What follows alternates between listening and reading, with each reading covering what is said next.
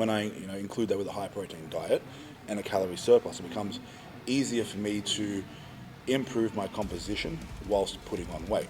Now that's also possible with someone natural, but I think it would become a little bit more difficult maybe, which is why we tend to do things in phases.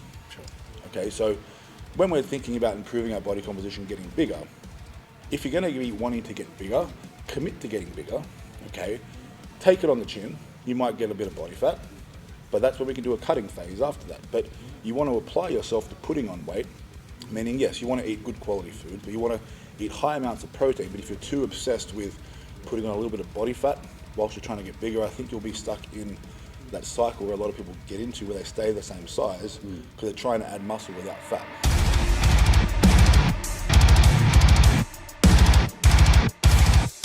And welcome back to your mum's favorite channel on YouTube, Cult Strength. Now, today I have a special guest with me. This is Jackson, and Jackson is a member here at Temple Gym. You're a powerlifter, sir. That's right. And tell us a little bit about what you do. So I'm a student dietitian graduating this year, 2024. I'll be part of the APD program in Australia. So I'll be an accredited practicing dietitian. So the reason we're here today, right? The reason I've brought Jackson along is we want to share with you some very valuable yet basic information that you need in regards to nutrition and achieving your goals. Now, whether those goals are bulking, cutting, maintaining, whatever it may be, I thought it would be a good idea to get someone who has a really good theoretical knowledge base. And myself, I don't have the theoretical base, but I do have experience. So I think that our experiences and knowledge can help you. What do you reckon? Absolutely. I think it's a blend between what you learn in a textbook and then also what you do in practice. Absolutely. I think it's very, very important to go via the evidence, but evidence occasionally doesn't fit everyone's unique situation. Yeah, that's true, man. So I think for a lot of people watching, I'm sure they may have heard of a lot of different things. There's a lot of fads out there, a lot of bro science. But when it comes down to it, nutrition is actually really simple. It is, when we come down to the actual base of it, we're talking about whether it's putting on size, maintaining size, or trying to reduce body fat or something like that. The rules stay the same, right? So it's calories in, calories out as a whole is the rule to follow. That's right. And we want to talk about some of the nuances with that though. So we're going to start with, macros, when it comes to macros and calories, and how, why calories in, calories out is a thing, okay? But, there's different ways to do that as well. We can make up our calories, with proteins, carbs and fats, etc. Alcohol as well, if you want to be technical. But, if we were to make up the majority of our diet with protein versus the majority of our diet with, let's say, fat, the end result would be different. That's right. So let's talk a bit about that. So, obviously, calories in, calories out, the rule is that if you want to lose weight, and we're talking weight here, aren't we? Not body fat per se. Yes. So if we're losing weight and we want to do that, we need to be in a deficit, meaning you need to be eating less calories than the energy you're expending, right? That's right. Yeah. So there is a formula called the basal metabolic rate, and we use that to calculate what your body burns at rest. Basically, if you were lying in bed doing absolutely nothing except for breathing and existing, this is what your BMR is. Now, we would times that by something called an activity factor, and that would incorporate what you're doing in a day. So say you're working as like a chippy or something, and you're just out in the sun, you're working full time, and it's very, very arduous work, you'd be burning a lot more calories than someone working an office job. Factoring in training as well, very, very important. And these can also put you in a calorie deficit or in a surplus, depending on just what you're doing, right? Absolutely, man. So let's say someone was inclined to want to lose weight, right? Just someone going, I'm going to cut carbs out of my diet, but not reduce the calories, that won't have the desired effect. That's right. They will maintain the same amount of body weight. Right now, if someone wants to, let's say, put on muscle mass, and they say they're going to increase their protein intake highly, but they don't up their calories. Now, would you say it is possible to add muscle mass whilst not being in a surplus per se, if their protein is high? It is very, very difficult. I would say almost nobody can do it because it is so strict. But Technically, it is possible, yes. I would say technically you're more inclined to improve your body composition over gaining weight. That's probably a better way to say it. Okay, so when it comes down to it, right, if you want to put on size, you do need to eat more calories. The most effective way to put on size is to eat in a surplus of calories. Now, if you want to improve your body composition, now, macros and how we form our macros becomes more important, right? Right. So if you're not worried about improving your composition meaning how good you look or how shit you look.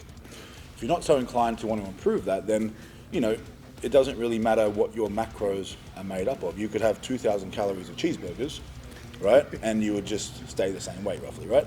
A little point on that though is you're missing a lot of things which we'll talk about in a little while of micronutrients. Absolutely. And right. so we're not recommending that you do that. That is horrific, but technically it is possible if you're not counting, longevity and health in general, right? Yeah. So, I think the goal would be to, if we want to have a reasonable outlay of macros and you want to improve your body composition and put on weight at the same time. So you want to put on weight, but you don't want to get fat, because a lot of people have that concern is that, I want to put on some size, but I don't want to get fat.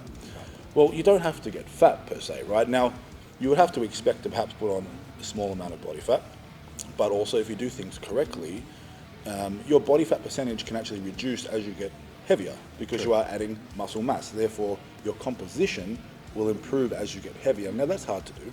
Very. Right, that's hard to do. And we'll be honest with you, right? Now, I'll talk about me personally.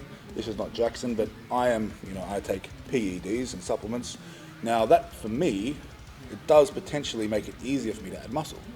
And when I include that with a high protein diet and a calorie surplus, it becomes easier for me to improve my composition whilst putting on weight.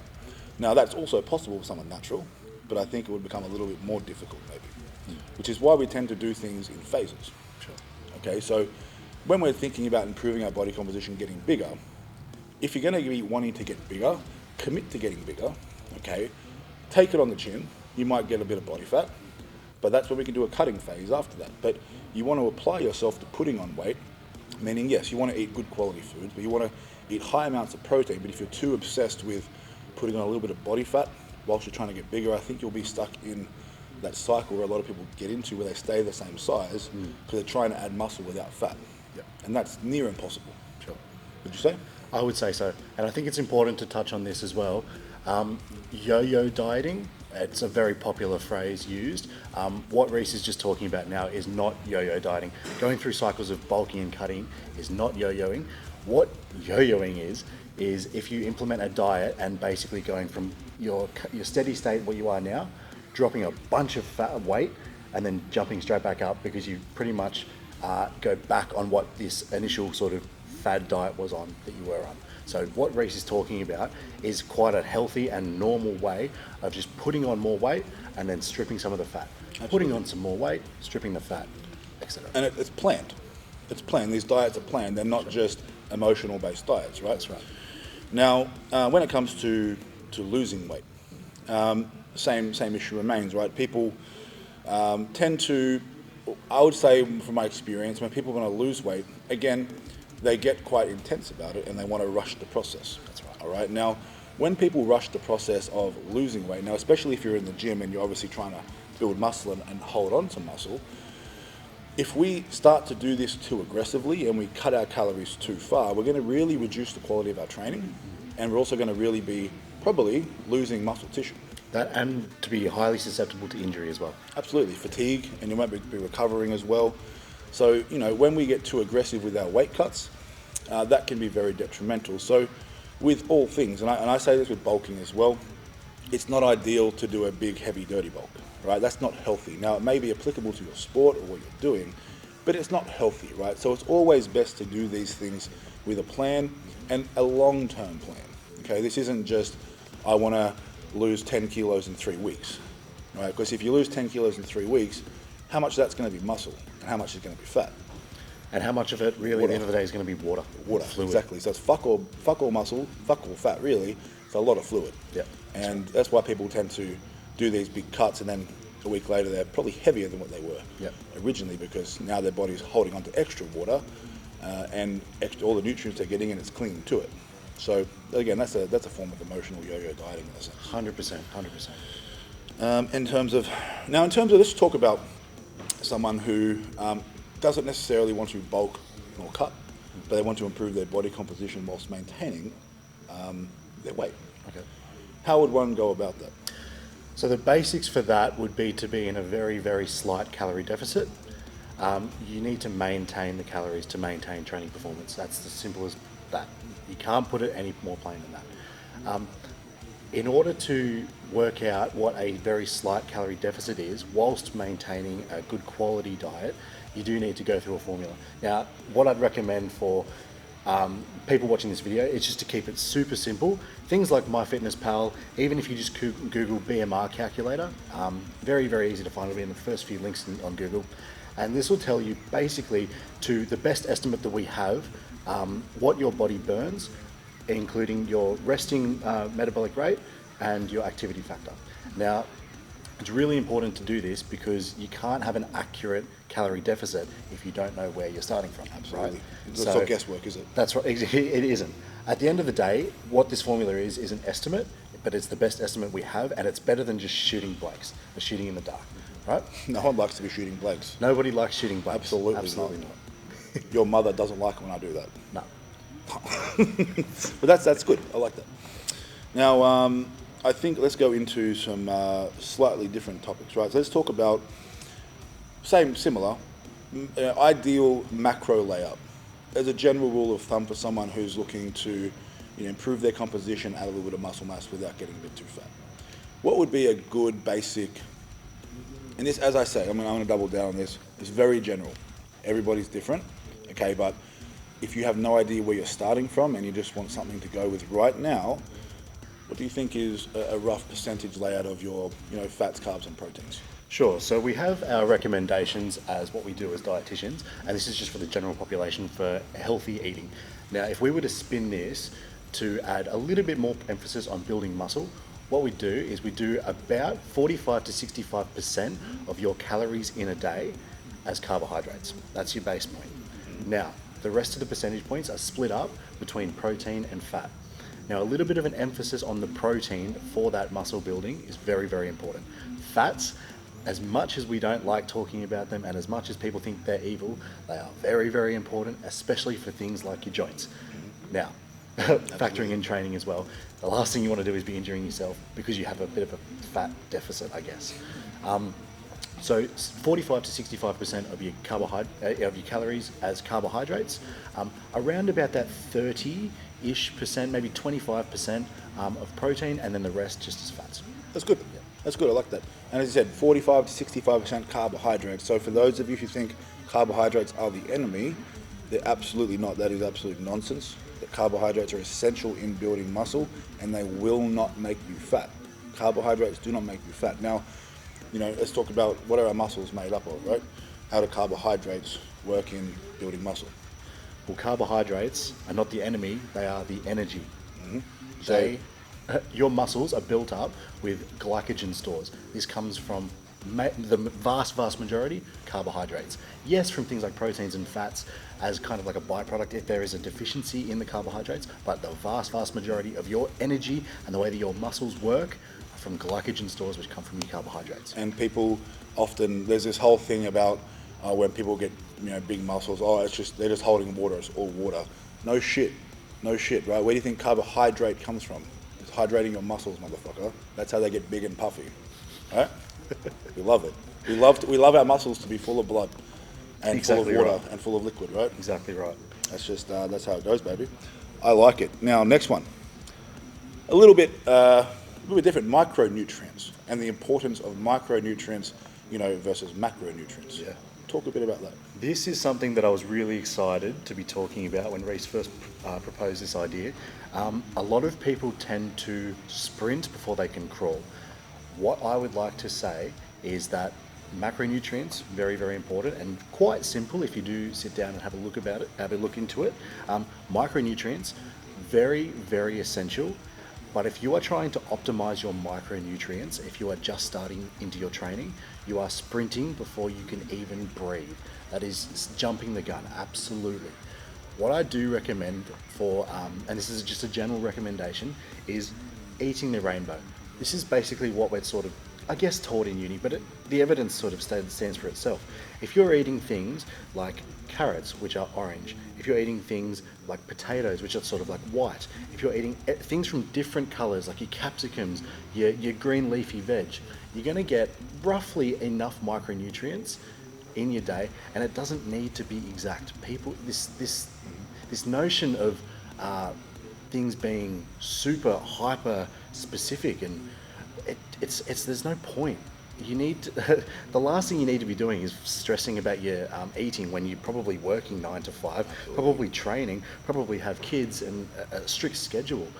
I'm sorry, but I get quite passionate talking about this because micronutrients are very, very important for the prevention of disease, specifically chronic disease, but just eat different coloured foods. It's pretty simple, hey? It's super, super simple. Green leafy veg, a mixture of things, potatoes especially, incredible. Absolutely, and I think one of the big key things here is don't stress about it all, because stress is terrible in regards to achieving your physique goals. A little note on that.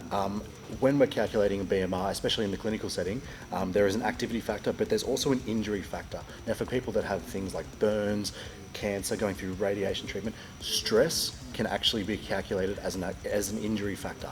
It can be that detrimental to your calories and to your body's ability and way of staying alive. Absolutely. I like that. Good stuff. Okay, now, and also just so people are very clear, micronutrients are obviously the nutrients within the foods that we're talking about, right? That's right. So your macronutrients, is your carbohydrates, your fats, and your proteins. And also, yes, it's a good point you pointed out earlier, alcohol in dietetics is counted as kind of like an outside macronutrient. Micronutrients are things like your vitamins and your minerals. Your vitamin A, vitamin D, your B complex vitamins, things like your niacin, thiamine, all that sort of stuff. Absolutely, and your mum knows all about my vitamin D, if you know what I'm saying. Sorry, Jackson. And one thing I really wanted to touch on, we also wanted to talk about fad diets, but one thing I wanted to talk about was meal timing, and this is something that we may not have the same ideas behind. Okay. Now, for me and performance, one thing that I found with my meal timing was I tend to perform better in the gym. So I train roughly about 11 or 12 each day in the morning, right? I tend to train better if I haven't had a large meal before I've trained in the morning, right? Because I feel if I have a large meal before I train, I feel a little sluggish. Okay, I do much better functioning on maybe a couple of bananas and a protein shake for a big session than I would having an 800 to 1,000 calorie breakfast. Right.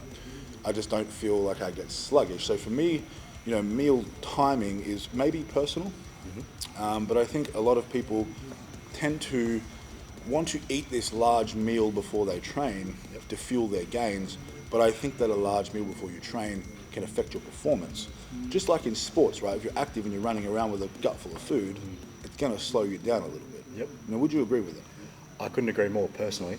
I would challenge any person watching this video to eat a large 1,000 to 1,500 calorie meal and then go for a sprint. You're going to throw up once you get to the end of the driveway. Absolutely. It's absolutely ridiculous. No, in terms of meal timing, what we promote as dietitians is regular eating throughout the day, just to maintain that metabolism and to also get the right amount of food in that you need, right? Yeah. In terms of pre-training nutrition, this might be a little bit taken not so lightly, but eating is very, very important before training. But the idea is that you want the most amount of calories and the least volume of food. Something that I've been doing a bit of research in recently is that, say if you need, you need carbohydrates to fuel your training, right? 200 to 300 grams of potatoes has the same amount of carbohydrate content as about 5 to 7 jelly snakes. The natural confectionery snakes? Yep. Now, would I recommend snakes over potatoes for nutrients? No. Absolutely fucking not. That's fucked. But would I recommend it as a pre-training meal to get a quick little hit to your glycogen stores?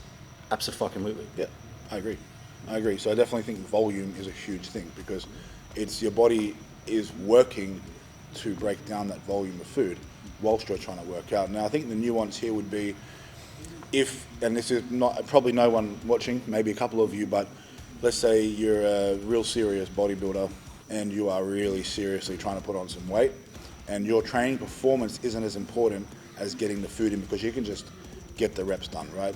We're in a strength sport where our actual performance is the most important thing. How we move weights and how we execute things is very important. That's right. With bodybuilding, although yes, that is important, I would say there's times for them where that is not the priority. Yep. And it would be more beneficial for their goals to stuff themselves silly constantly.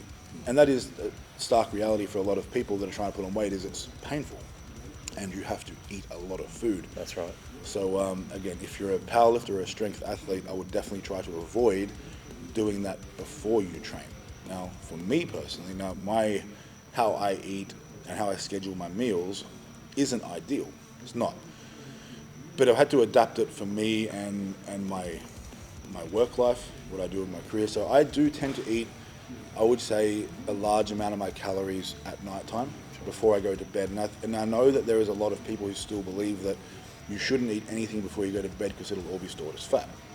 Bullshit. Not true, not true. Now, I'm not saying it's ideal to eat all of your food before you go to bed, because, I'd probably be better off using that energy during the day, but I still need to get those calories in to maintain my weight, etc., or whatever I'm doing with my goals. But as Jackson said, that's bullshit, right? 100%. Yeah. But what works for Reese might not work for you. What works for you probably won't work for Reese. And that's the whole point. Nutrition is a very, very complicated thing that we have only just started scratching the surface on in terms of the actual evidence. Yeah. What we do know is pretty good, and it helps and it does work. But what needs to be taken into account is a holistic view of health. And if you're working, if you're doing stuff that takes up your whole day and you can't eat mostly throughout the day, and you can only do maybe like a big breakfast, maybe a small lunch with a couple of snacks in between, and then a big dinner, guess what? You have to do that. And it works still. You It have works to do just that. fine. It might not be ideal, but getting the food in is more ideal than not.